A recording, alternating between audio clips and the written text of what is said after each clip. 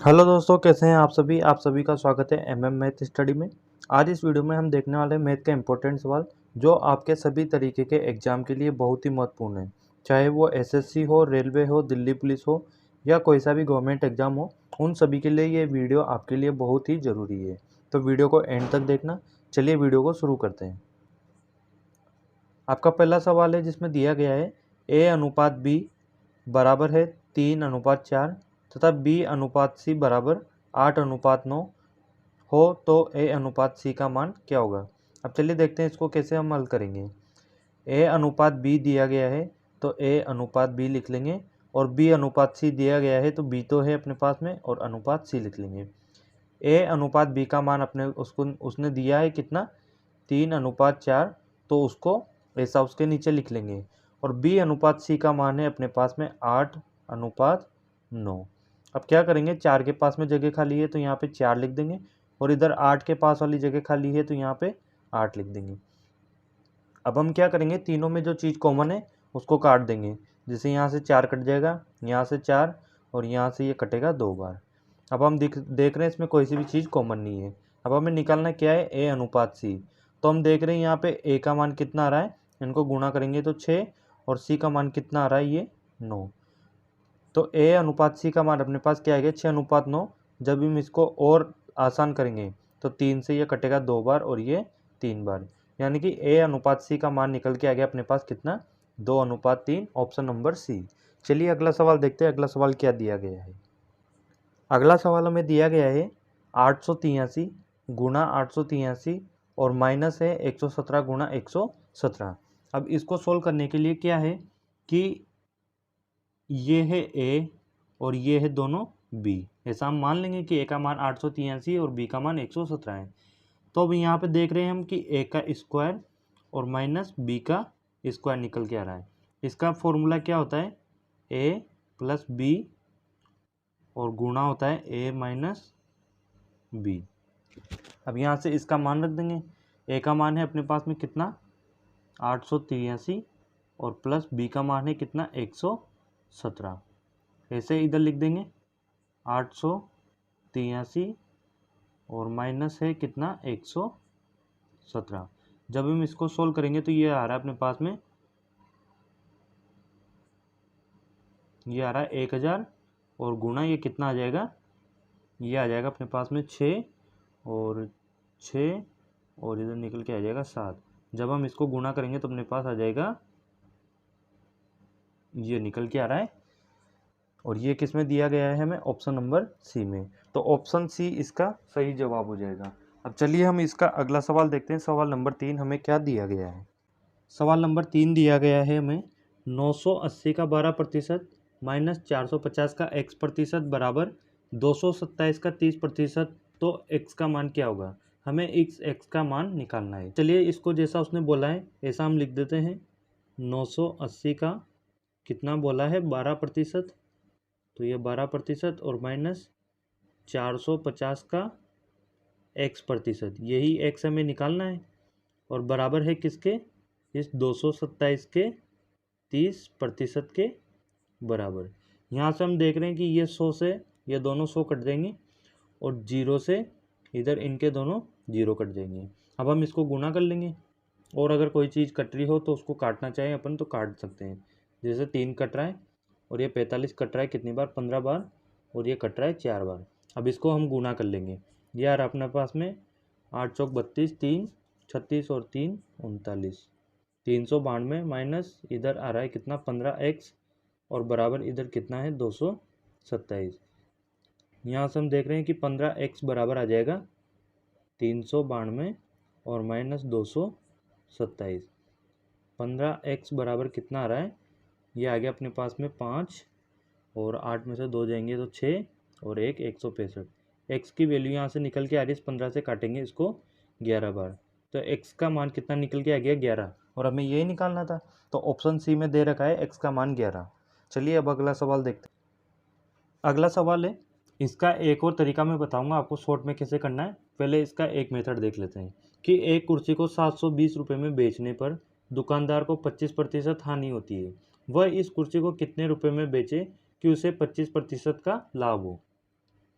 अब चलिए देखते हैं कि 720 में बेचने पर, मतलब ये उसका विक्रय मूल्य दिया गया है, एसपी दिया गया है कितना, 720 रुपये। ठीक है। अब आपको पता होगा कि जो भी लाभ या हानि होता है वो किस पे होता है, क्रय मूल्य पर, सीपी पे। तो हमें क्या निकालना है, सीपी, और उसने बोला है 25% की हानि होती है, मतलब 100% कोई चीज़ थी उसमें 25% की हानि हुई है, तो वो कितने पे बेची है, 75% पर। और ये बराबर होगा किसके, इस एसपी के, सेलिंग प्राइस के, उसके विक्रय मूल्य के। तो इसको इसके बराबर कर देंगे। जब हम यहाँ से इसको सोल्व करेंगे, 3 से काटते इसको 2 और 4 और 0, और 3 से ये कटेगा कितनी बार, 25 बार। 25 से 100 को काट देंगे 4 बार, और यहाँ से अपने पास में सीपी निकल के आ जाएगा, इसका 4 से गुणा करेंगे तो 0, और ये 960। 960 अपने पास में क्या निकल के आ गया, उसका क्रय मूल्य। क्रय मूल्य अपने पास आ गया। अब आगे उसने बोला है कि कुर्सी को कितने रुपए में बेचे कि 25% का लाभ हो। तो ये जो क्रय मूल्य निकल के आया अपने पास में 960 रुपये, इसको हमें क्या है 25% लाभ पे बेचना होगा। 25% मतलब 100% माना था, उसका 125%। और इसको जब हम सोल्व करेंगे, 25 से ये कटेगा 5 बार, 25 से 4 बार, और 4 से इस 960 को काटेंगे अपन 2, 4 और 0, 240 बार। जब हम इसको आगे सोल्व करेंगे तो अपने पास निकल के आ रहा है कितना, 10 और 2 1200 रुपये। मतलब 25% लाभ कमाने के लिए हमें उस वस्तु को कितनों 1200 रुपये में बेचना पड़ेगा। अब इसका मेथड नंबर 2 बताता हूँ मैं। ये तो था अपने पास में मेथड नंबर 1, जिसमें आपको इतनी सारी कैलकुलेशन करके बड़ा करना पड़ेगा। मेथड नंबर 2 है इसका कि हम क्या करेंगे, 25% की हानि हुई है, मतलब 75% जो है वो किसके बराबर है, वो 720 में। 25% होने के बाद में उसने 720 में बेचा है। हमें क्या निकालना है यहाँ से, ये 720 है। जब 1% का मान निकालेंगे हम, तो अपने पास आ जाएगा 720/75, और हमें निकालना क्या है 25% के लाभ पर, मतलब उसका 125%। अब इसको काट देंगे, 25 से 5 बार और 25 से 3 बार, और 3 से जब इसको काटेंगे तो 2, 4 और 0 अपने पास निकल के आएगा, और इसको जब गुणा करेंगे तो अपने पास आ जाएगा 1200 रुपये। इसका आंसर ऑप्शन नंबर ए। ये मेथड नंबर 2 था, जो डायरेक्ट इसका शॉर्ट है कि 25% हानि पे बोला है तो 75%, 100% था, 25% की हानि है, मतलब 75% पे बेचा है, उसको बराबर कर देंगे सेलिंग प्राइस के, और 100% का मान निकाल लेंगे यहाँ से 75 करके, फिर उसको 100 से काट देंगे तो बात बराबर है। 1% की वैल्यू निकाल लेंगे, और जितना उसने बोला गया है तो 125% करके इसको जब हल करेंगे तो 1200 रुपये अपने पास निकल के आ जाएगा। चलिए अगला सवाल देखते हैं।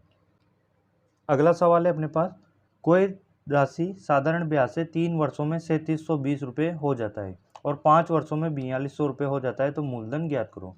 अब यहाँ पे इसने जो ये 3720 दिया गया है, ये क्या है अपने पास में, ये है अमाउंट, मतलब उसका मिश्रधन है। ये अपने पास में मिश्रधन है, और ये 4200 रुपये भी अमाउंट और मिश्रधन है।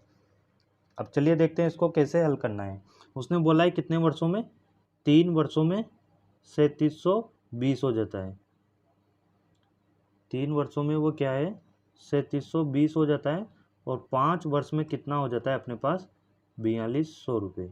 यहाँ से हम क्या करेंगे, इनका अंतर निकाल लेंगे। ये अपने पास में समय है टी, तो इसका अंतर निकालेंगे, अपने पास कितना आ रहा है 2, और इधर अमाउंट का जो अंतर निकालेंगे तो अपने पास कितना निकल के आ रहा है, 3800 हो जाएगा, 480। यहाँ से ये अपने पास में 480 निकल के आ रहा है। 1 साल का अंतर जब हम निकालेंगे तो अपने पास में आ जाएगा 240, और हम क्या करेंगे 3 साल का निकालेंगे, क्योंकि अपने पास में 3 साल की वैल्यू है।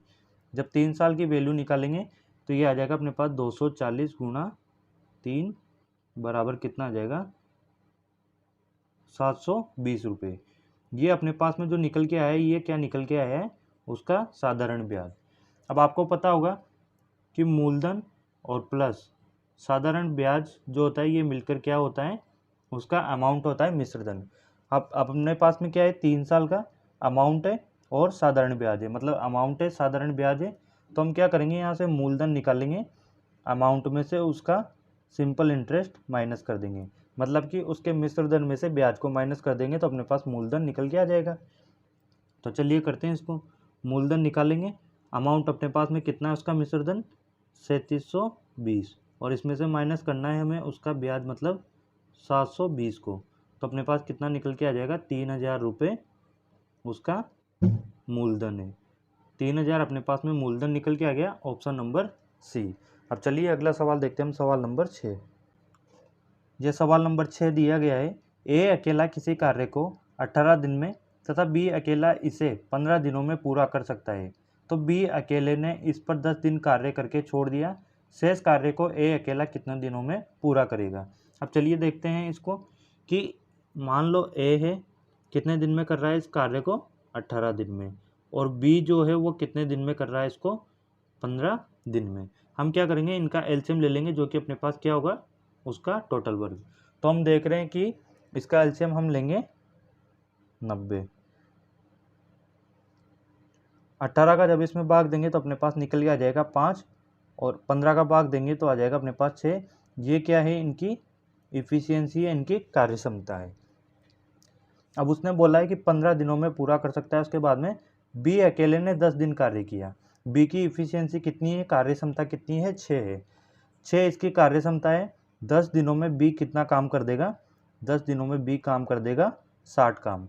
अब 90 टोटल काम था, उसमें से 60 काम हो गया, तो अपने पास में कितना काम बचा, 30 काम बचा।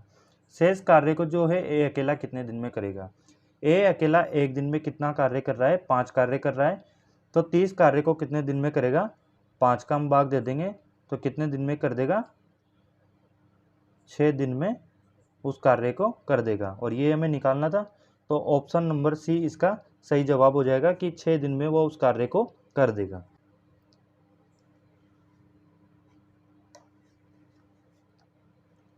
अगला सवाल है अपने पास, एक कार 1 सेकंड में 30 मीटर चलती है, तो उसकी किलोमीटर प्रति घंटे में गति ज्ञात कीजिए।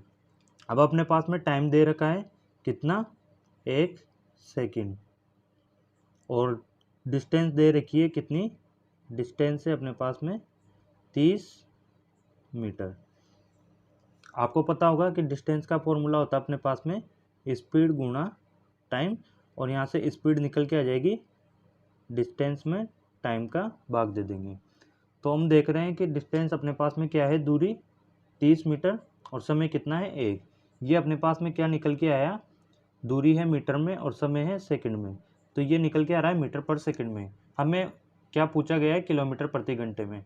तो मीटर प्रति सेकंड को हम किलोमीटर प्रति घंटे में गुणा कन्वर्ट करना है, तो इसको क्या करेंगे, 18/5 से गुणा कर देंगे। 5 से जब इस 30 को काटेंगे तो 6 बार, और 6 18 होता है अपने पास में 72, और ये आ जाएगा अपने पास में किलोमीटर प्रति आवर, मतलब किलोमीटर प्रति घंटा में उसकी स्पीड हो जाएगी 72 किलोमीटर प्रति घंटा। तो ये आ गया ऑप्शन नंबर ए। सवाल नंबर 8 है कि एक परीक्षा में एक विद्यार्थी को 30% अंक मिले और वो 12 अंकों से 12 अंक कम मिलने से फेल हो गया, मतलब उसको 12 अंक और मिलते तो वो पास हो जाता। और उसी परीक्षा में एक विद्यार्थी को 40% अंक मिले और उसे न्यूनतम पास होने के अंकों से 18 अंक अधिक मिले, मतलब उसको 40% अंक तो मिले हैं, लेकिन 18 अंक अगर अधिक मिले ना उसको, अगर ये 18 अंक नहीं मिलते तब भी वो पास होता। तो हमसे पूछा है पास होने के लिए अंक होने चाहिए, मतलब कितने होने चाहिए। अब पहला जो विद्यार्थी है उसको कितने मिले हैं, उसको मिले हैं अपने पास में 30%, और 12 अंकों से फेल हो गया, मतलब उसको 12 अंक और मिलने चाहिए थे, तो वो पास हो जाता। इसको हम बराबर करेंगे दूसरे विद्यार्थी से जिसको 40% अंक मिले और 18 अंक अधिक मिले, मतलब उसको ये 18 अंक नहीं मिलते तब भी पास हो जाता। तो ये भी पास है और ये भी पास है, इन दोनों को हमने बराबर कर दिया। अब यहाँ से इसको सोल्व कर लेंगे।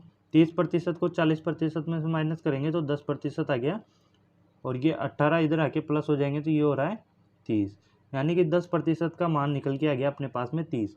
हमसे क्या पूछा था, पास होने के लिए कितने अंक चाहिए।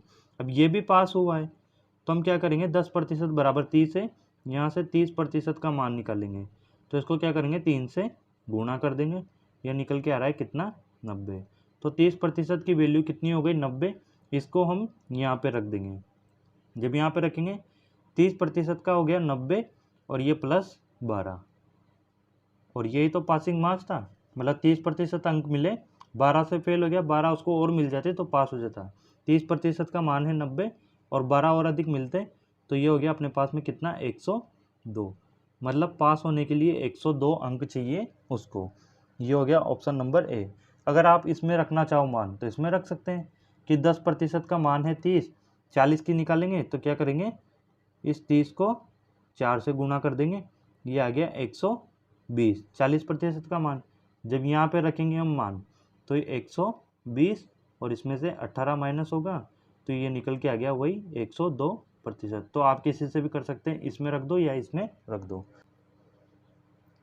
सवाल नंबर 9 है कि एक व्यक्ति शांत जल में उसकी चाल 10 किलोमीटर प्रति घंटा है और धारा की चाल 2 किलोमीटर प्रति घंटा है, तो 36 किलोमीटर की दूरी जाने तथा आने में कितना समय लगेगा। अब एक चीज़ देखिए, जैसे कि कोई नदी है, अब एक चीज़ देखिए जैसे कि कोई नदी है, ये नदी है और ये इधर की तरफ बह रही है, मतलब इसका बहाव जो है इधर की तरफ है। इसमें कोई नाव है, ये इसमें नाव है। अगर नाव की गति धारा की गति की तरफ है तो हम क्या करेंगे, इसमें हम करेंगे नाव की गति है इसको हम मानेंगे v, और जो धारा की गति है इसको मानेंगे हम क्या, u, इसको हम u मानेंगे। अगर नाव की गति धारा की गति की तरफ है तो इसकी स्पीड हम लेंगे v प्लस u, और अगर नाव की गति इसके विपरीत दिशा में है, मतलब नदी इधर की तरफ बह रही है और नाव की गति इधर है, तो इसको हम लेंगे v माइनस u से। बस ये चीज़ ध्यान रखना है। अब उसने बोला है हमसे कि शांत जल में उसकी चाल 10 किमी प्रति घंटा है, मतलब जो नाव है उसकी चाल दी गई है तो इसको हम v मानेंगे, कितनी है 10 किलोमीटर प्रति घंटा, और धारा की चाल दी गई है u, कितनी दी गई है 2 किलोमीटर प्रति आवर। हमसे पूछा है 36 किलोमीटर की दूरी जाने तथा आने में कितना समय लगेगा। दूरी का वही फॉर्मूला अपने पास में समय पूछा गया है, डिस्टेंस बराबर होता है अपने पास में स्पीड गुणा टाइम। यहाँ से टाइम निकालेंगे तो क्या आ जाएगा, डिस्टेंस अपॉन स्पीड। पहले जाने के लिए निकालते हैं कि उधर की तरफ जा रही है, मतलब जिधर धारा की चाल है, तो यहाँ से हम निकालेंगे टाइम 1 मतलब t1 निकाल लेते हैं। ये कितना आ रहा है, डिस्टेंस कितनी है वही 36 किलोमीटर है, 36, और जा रही है तो हम क्या लेंगे v प्लस यू, और v प्लस यू यहाँ से अपने पास कितना निकल के आ जाएगा 12। ये कितना आ रहा है अपने पास में 3 घंटे निकल के आ रहा है। और t2 निकालेंगे अपन तो क्या आ जाएगा, दूरी वही रहेगी 36 और स्पीड क्या रहेगी उसकी v माइनस यू, v कितना है 10 और u कितना है 2, तो ये आ जाएगा अपने पास में 8। और जब हम इसको सोल्व करेंगे तो ये आ गया 4 से 9 बार 2, ये आ गया 9/2। हम t1 और t2 को जोड़ देंगे क्योंकि उसने पूछा है आने और जाने में कितना समय लगेगा, तो ये t1 का मान हो गया 3 और इसका हो गया 9/2। जब हम इसको आगे सोल्व करेंगे तो ये आ रहा है, इसका एलसीएम ले लेंगे 2 और 2 से ये गुना होएगा तो 6 + 9/2, और इसको आगे हम और हल कर लेंगे, ये निकल के आ रहा है 15/2। जब हम इसको आगे और सोल्व करेंगे तो ये आ जाएगा 7 से ही 1/2 घंटे, मतलब 7.5 घंटे उसको लगेंगे। Option number B. अपना लास्ट सवाल है कि 3 संख्याएं हैं, उनका अनुपात दिया गया है 1:2:3 अनुपात में है तथा उनका महत्तम समापवर्तक मतलब उनका HCF दिया गया है कितना 12 है। तो ये संख्याएं क्या है, जब भी अनुपात दिया गया हो तो उसका HCF का गुणा इसमें कर दो, इसमें HCF का गुणा कर दो, अपने पास वो संख्या निकल के आ जाएगी। क्या है 1:2:3। जब इसमें 12 से गुणा करेंगे, हम इन सभी को 12 से गुणा करेंगे तो अपने पास वो संख्या निकल के आ जाएगी। पहली क्या आ रही है 12, दूसरी क्या है 24 और तीसरी क्या निकल के आ रही है 36। तो ये अपने पास में संख्या निकल के आ जाएगी ऑप्शन नंबर सी। तो ये थे अपने 10 सवाल जो कि मैंने बहुत ही आसान तरीके से आपको बताए। ये आपके हर तरीके के एग्ज़ाम के लिए बहुत ही इम्पोर्टेंट है। वीडियो अगर अच्छी लगी हो तो एक बार वीडियो को लाइक कर देना, और जो लोग चैनल पर नए हैं वो चैनल को सब्सक्राइब ज़रूर करें ताकि आगे आने वाली वीडियो में मैं आपके लिए और इसी तरीके के अच्छे अच्छे क्वेश्चन डालूंगा, तो उनको देखना न भूलें और वीडियो को लाइक ज़रूर कर देना।